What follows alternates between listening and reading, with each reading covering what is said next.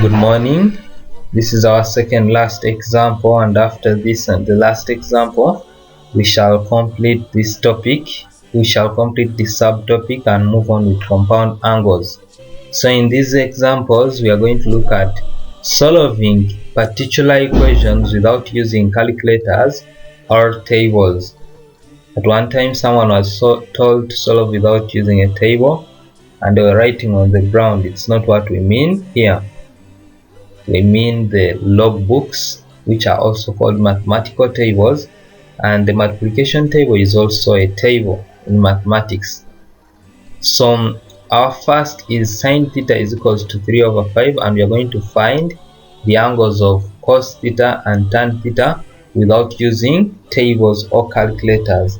So first, there are many ways of solving this, but I'll use this other one. Or first of all, realizing that sine theta is opposite over hypotenuse. So once I draw my triangle, my opposite will be 3 and my hypotenuse will be 5. And so using Pythagoras theorem, I'll obtain B.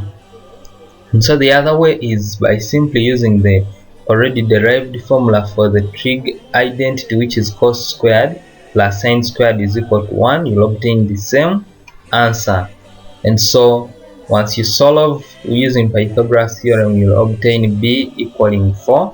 And so cos theta, we know that it is the same as adjacent over hypotenuse, yet our adjacent is 4 and hypotenuse is 5, and we would have solved for cos theta without using a calculator or table. For tan theta, we know that tan theta can be either equal to opposite over adjacent or simply sine theta over cos theta, and once you solve that down, you'll obtain 3/4.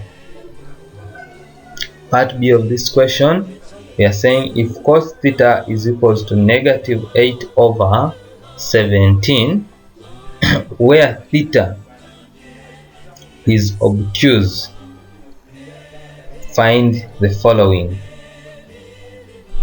sine theta and cot theta. So basically it is trying to introduce to us a concept of an obtuse angle. Remember in O level we said an obtuse angle is an angle that lies in between 90 and 180.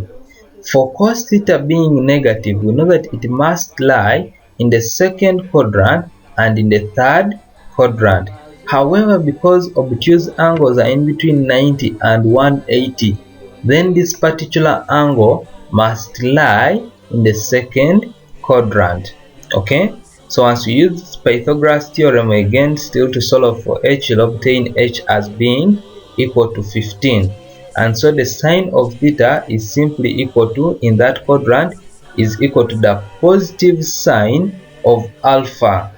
Remember theta, we're measuring theta from the x-axis, this other side or x, and if we are to get the cot of theta in that quadrant, cot theta we know it as 1/tan theta.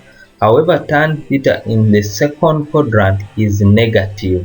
Okay, so tan theta is equal to negative tan alpha, and you'll obtain -15/8, and therefore cot theta will be the inverse of that, which is -8/15. Thank you.